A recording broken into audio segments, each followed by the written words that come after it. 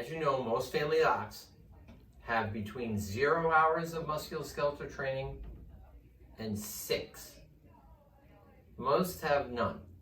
So they do not know most of the things that you know, even though, unfortunately, physical therapists don't realize that.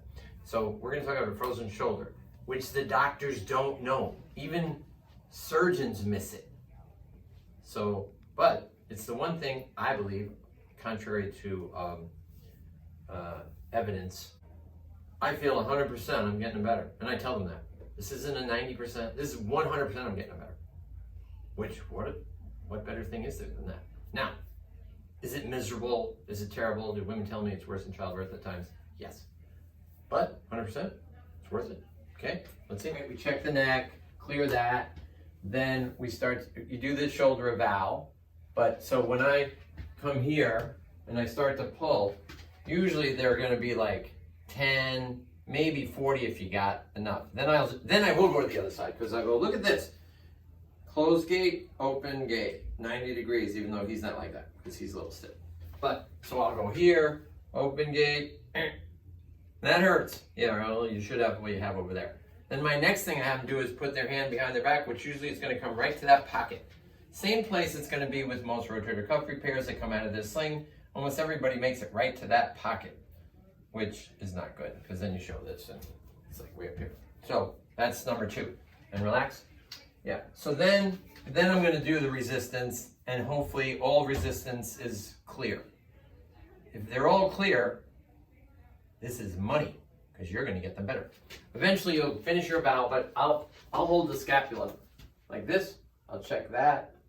And then of course when they're here, if I think it's frozen, I'm going to take their scapula in my fingers, inferior angle, and then I'm going to do this. And then usually it's going to start moving around here. And you go to the other side and it won't start until there. So now I know the capsule is scarred. So I tell them the capsule is like an accordion bellows. And what happens someday or over time is somebody super glues them on you. And so that's why this is like one unit. And they know this is shrugging because you can bring them to a mirror and they're doing that, you know. So I have to change that. Like, so then how we go about that is a $60 million question. But one other thing, the pain can't be below the elbow. If it's below the elbow, which is rare, then you have to do this one technique, the only treatment. So you don't do the heavy stretching at all, but you do this one technique, 15, 20 minutes. The next time they come in, it's usually above the elbow, in here. After I do my exam, I do put them on this table because most of them can't sleep well, so I go, oh, so notice your elbow is way over here. Okay, now let's look at this. And they're like this. Oh, we have to get the elbow over there because to sleep when you lie on your side, it comes across. So that's why this is their sleeping motion, which I'm going to tell them. I have to get this motion. I will have to get that motion eventually. Then I'll measure with the inclinometer so that they actually have numbers. And then I'll measure with the inclinometer so they see. So it's plain as day. Oh my goodness. Then I'll come up here and I'll do this. And then I'll also do this. Okay? So they'll see all these motions. They'll hear, oh, you have 140, 180. Oh, you have 15, you have 90. You know, so they get it. And this is my sleeping motion. Until we get that, you're not going to be able to sleep. So now they all know. Oh, okay. So the capsular pattern, greater external rotation limitation, then abduction, then flexion, right? So, but it isn't always black and white like that. But if all resistive tests are negative, totally negative, and all this limitation is there, scarred, then it's definitely a frozen shoulder. Even though sometimes you might say, wait a minute, there's a 75 degree, 80 degree limitation of internal rotation. And there's only 20 degrees. That's not the capsular pattern. That happens every now and then. But still, I am very concerned about getting this humeral head back because that's usually like this, anterior. And that's why you can't get your external rotation eventually. So that's important to me. Then this is really important to me. If, depending on, I might pull the shoulder down and I might do a posterior capsular stretch like this, which you've all done. But I pull the shoulder down. if I'm going to do flexion, I'm pulling the shoulder down and then I'm doing flexion because I want it mechanically to be, I don't want this happening, right? So I'm pulling that down because I want that urinal head to move, correct? So I'm watching the scapula too. Doesn't happen often. Every once in a while, I have to block the scapula because it's just so scarred, you know. Then eventually, as time goes on, as you get this, you might put 10 pounds of pressure and the person going through the roof. But little by little, 20, 30, 40, then I'm going to be on my toes like this, you know. And they're going, oh, it's the same pain. Yeah, I always tell them that the thing that's going to wear you down is it's going to be the same pain.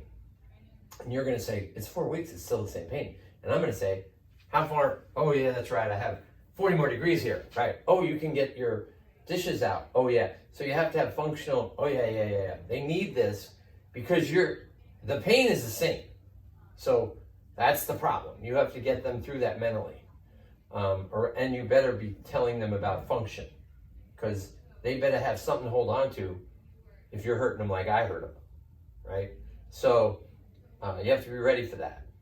So this I do, this I do, this I do, this I'm doing, you know, and I'm doing them little times and I'm doing distractions just to, since you're stretching the crap out of it, this makes them feel better, just to distract it out of the joint, much easier. But my goal is, what am I getting? Am I at 150 next time or 160 next time? Is this, even if they tell me, I did those exercises, they were so hard, and I'm tighter today. That's a bunch of bull. So I just get my inclinometer, and I go, you were 140 last time. You're 155. Well, I thought I was tighter. Right. A lot of people have this sense they're tighter because it hurts, it bothers them, and so they tense up, and they think they're tighter. But in reality, they made themselves better, and they didn't think they did. So you have to give them something objective. You have to go, either they're right, which means something's wrong, or, most cases, at least my patients, they're wrong. So I don't have any trouble. Let me get the anemometer. Okay, that's 20 more degrees than it was Friday. So you aren't getting tighter. You think you are, but you are not. And then once they hear numbers and see it, they tend to believe more. And as they believe in you more, they're willing to tolerate more because they believe you, as opposed to if you don't address it quickly. So I'm doing that. Now let's say for some reason I can't get internal rotation. So you can do it a lot of ways. So you got Maitland's way, and then you got other people's way, but Maitland in particular, I'd have them roll over on their stomach. Can I take the glasses? Mm-hmm. Yeah. And then I'll lower the table because I don't want their chin or their neck being too high up. Mm-hmm. So I want that to be comfortable. Let's make believe this is the frozen shoulder. So Maitland's thing is, to get this motion, we need extension, adduction, and rotation. So the question is, I'll take this arm and go, let's see, because this guy's stiff as a board, but a lot of people go straight up 90. And I'll go, okay, feel how far that is? Feel that? See how far that is? Yeah. Okay. And then I'll take this one, it'll be like that. That'll be it. So I'll let the elbow bend, because I don't want to put any, and then I'm pushing down. So now I'm pushing anterior, and I'm bringing this back, and then trying to get this motion. And I'll be working on this motion. I won't work on anything else. Then once I think, and I'll pull, distract, to make it easy. But then if I think it's coming along, then I'll add a little adduction. So I'll lean into it. Just lean into it while I'm keeping this like that. Then the last component I would do is this. That's a tough one. And I do check thoracic to make sure this doesn't get really tight. So that's just breaking it down to 3 different, and maybe you just have to work on extension. And then once extension comes, sometimes the other one, just all of a sudden the person sits up and they go, oh, I can go above my belt. And all you did was do extension. And you got it, which is great, because they need to see positive reinforcement because you're killing them. Okay, another way you could do it, lie on your side facing that way. Okay. So you could take this is a frozen shoulder now. And you could do a couple things. You could push it like this and lean into your elbow. So now you're doing adduction and extension this way, if you wanted. And believe it or not, sometimes that really hurts people. You could bring them like this and try to sneak, like, 3 to 5 seconds of hell, and then up. And you could do this, because little by little, you could just force it past that belt, which then they know it's past the belt, which is another reinforcement for them. So here's another way that you could do it for internal rotation. Then, for me, this one is not done enough, in my view, for rotator cuffs and everybody. So with a frozen shoulder or rotator cuff, you might start here, and then I'm externally rotating, right? That's gonna kill them. But once this doesn't hurt, then I slide up 20 degrees or so. And then I'm gonna do that. And slide up. And then I'm gonna do that. And then you slide up, slide up, slide up, slide up, slide up, because this is where it should be, way up here. And you can show them the other side. And I'm notorious for saying, I'm gonna show you the other side, because I know you're gonna think this is impossible. And then they go, oh, yeah. And that's not worked on enough in my view. If I see cases, they haven't really committed to that, or they think it's impossible. But here's a person who's like tight as a drum, and this guy you can bring up here. So if this guy you can bring up here, believe me, you can bring a normal person up here. So I commit to these. Like I might work on this 10 minutes, 12 minutes, just this. Because it's like, where am I in the frozen shoulder? What's de-thawing, to use lack of a better word, or what's ripping the scar tissue? And if I'm on 175, 180 here, okay, how's this guy doing? Like, well then maybe if this is my slow guy and I'm up to here, then maybe I'm gonna spend 15, 20 minutes on that. Just external rotation, distraction, external rotation, and I'll do it different ways to try to get what I need. But I'm always looking for, in my head, what am I expecting to get for the next visit? He has to have this, not 2 weeks from now, a week from now. I'm thinking, I have to do this, I have to do that, per patient, per visit. Like, if I think I need a mobilization, like, I just can't get across. For some reason, something's not working, then I'll use this Manel, or I don't know who else, but Manel taught it ages ago. I'll block, and I'll not move my shoulder, but I'll distract the humeral head. So I'm distracting, And as you know, I'm in this position. Many of you may have learned this, distract. Okay, so let's go back to that pain down the arm. Person comes in, very rare, 1% or less. Now I can't stretch them. That'll make them worse. I've had therapists who've left here as students do that, and then I end up with the patient later, and I know the patient was told, well, you just got to stretch, and that's all you got to do, and then they were wrong, because it was down below the elbow. So all I do is I distract, and when I distract someone like this, I feel a spasm usually. So then and they go, ow, and I'm feeling a spasm, so all I do is distract, relax, distract. Just lateral. Yeah, lateral. And then, all of a sudden, the spasm's not there. So then I go, and then the spasms are again. And I just keep going and going until I can push it out and their pain totally alleviates. And now I can do this that hard, and they have no pain. Then I let them go home. That's my first visit. And it's usually 15, 20 minutes. Then they come in the next time. I go, where's your pain? Here. Any in here? Nope. Everything's up here. Now you can stretch the crud out of them. That's the only little thing that would, if you stretch someone that had all the way down, it was legit all the way down. Because you would check it by knowing the spasm. You stretch them, you're dead. They get worse. And that's not good, because you're killing them and they're getting worse. What do you usually go after first? You're going to get flexion first. Okay. The body's going to give you flexion. So if you need win with that patient, then stress flexion, because you're like, all right, 150, 160. So, I'd have them do a wand 3 or 4 pounds or 5, 10-second stretches of pain. I want pain. And then come back up to here, 10 seconds here. And I want them to do that, depending on how severe. If it's real severe, like they're 120 or 110, I would tell them, you can do it 10 times a day, which they can't, but it's not gonna hurt them. They're not gonna like overwork this. Like they'll tell you that, oh, it's so sore.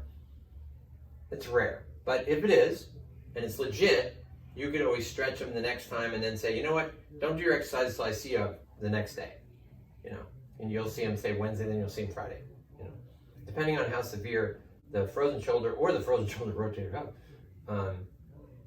then you have to dictate if you're going to see them 3 times a week or 4 times a week just to get them through the woods.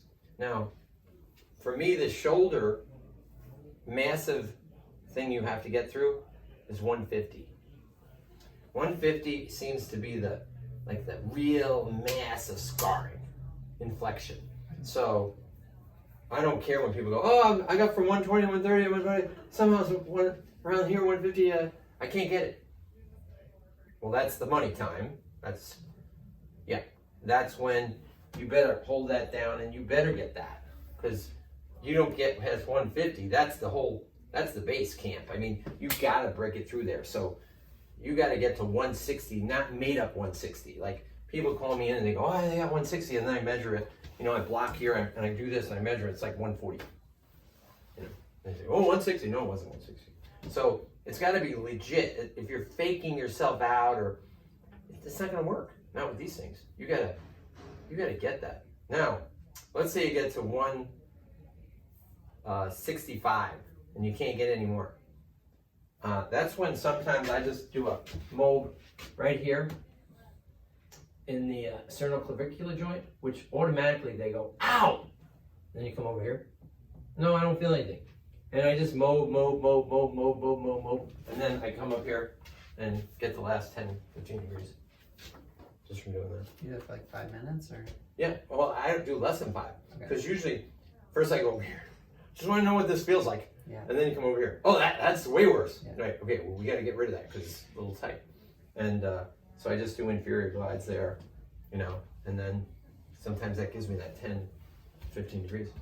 Yeah, but so my big concerns are always this, getting that down, sleep. Okay, going internal rotation, external rotation. Here, gotta get it. Here, gotta get it. And a lot of people have told me this one. So for exercise for me, I'd rather not use a towel, because if they don't have a towel, they won't do it. I want them to be able to do it all day. And I'll tell them, pull it up to the point of killing you, 1,000, 1,000, 2,000, 3,000, 4,000, 5,000, rest. 1,000, 1,000, 2,000, and I want pain. So I'll actually go 1,000, 1,000, 2,000, 3,000, 4,000, 1,000, 1,000, 2,000. So I'll say that's what I want. I don't want 1,000, 1,000, 2,000. No, that's not doing anything. I want them pushing on that scar, breaking up the scar tissue, super glue. I don't care what you call it. I want it ripped. And a lot of people tell me when they get this one, it seems to really help them later. So that's what patients have told me. This is your money one, Fran, this one. I don't know. If they're stretching Mm-hmm. and they feel like the patient's getting worse, Bring someone in right away. This shouldn't be right. And there's where, if you have, so say you did your resistive test and you had a tendonitis on your test, right? So you could be cruising, everything's working, then all of a sudden it starts going backwards. Mm-hmm. That's usually now time that you have to go after the tendonitis. You go after the tendonitis, and then as that resolves, then all of a sudden you got the motion. Okay, well, now you know when that thing started, the thing, right around there. Now you're gonna wipe that out, and now you can get the rest of the frozen shoulder. Or it could be at the end, and then the last 10 degrees, you know, is the tendonitis. So you gotta get the tendonitis better. Yeah. But if it's going backwards, then there's a misdiagnosis, or your stretching, its sequence is not good, or what's a good stretching sequence? well, I think the safest, this is always safe, even though people hate it. but it's very safe. Because you could even trick them, because you could like lighten up on this. Oh, I'm doing so much better. You know, that makes a big difference. You keep that on the chest. So I want this back down. You know, I want this because I want sleep. You know, flexion, it's gonna come first. You know, but once again, I think the big thing with a lot of this is people aren't thinking of this and this. Well, that's another point. Let's have you roll on that side. Some people's scapulas are matted down. So I'll be like this, I can't get in there. Well, that has to be like this, right? I mean, all of us, it should be able to get separate from the rib cage. So I'll try to come in here and the person will tighten down and turn down. Well, I might flip them over and show them the other side. See? Just relax, relax. And they are relaxing, but you can't get it. So then I move the arm a little further back, which then brings this up a little. And I'm not kidding. I get in there and I've lifted people off the table, you know, and then it's like, you know, but just scarring. So, and then it's loose. I'm like, all right, this is great. So, because you can't forget, you still have the scapula component. And if that's matted down, that'll be a problem too. So, yeah, out of order, buddy. Okay, on your back. Yeah. So there's a reason. If you're doing your frozen shoulder right, it doesn't go backwards. Mm-hmm. If you're doing a rotator cuff that developed a frozen shoulder right, it doesn't go backwards. If there's some little nuance that you're missing, it's going to go backwards. Yeah. Well, you know what I mean? I've done people where, granted, it doesn't happen a lot, but when they're getting sore, and now they're busting their hump at home, they really are, and I'm really busting them, and now they're really sore. And I'll say, I don't want you doing a darn thing for the next 2 days. I don't want one exercise. I don't care what you think. No exercises, period. And then we'll see if we're, between you and I, we're overworking. And they'll come in so much better. We were overworking. He was overworking and I was overworking. Not good. So I took them off. I've done that sometimes where I'll go, if it's better but not there, I'll say, okay, this weekend you're not doing any stretching. Because if we inflame the crap out of it too much, that's not going to help. But some people, the average person, it hurts so much, they want to tell you they're worse, they're tighter, because they don't want to do it, because it hurts. That's unacceptable. You have to do it, you know. Because like if we were to manipulate them, it hurts so badly after you manipulate under anesthesia, and they don't want to move it, which is so inflamed. You're going to scar up. So you have to move it. And yeah, is it fun? No, it's not fun. So there's a fine line between guessing you're overworking and then backing them off. And then boom, that gave you what you needed.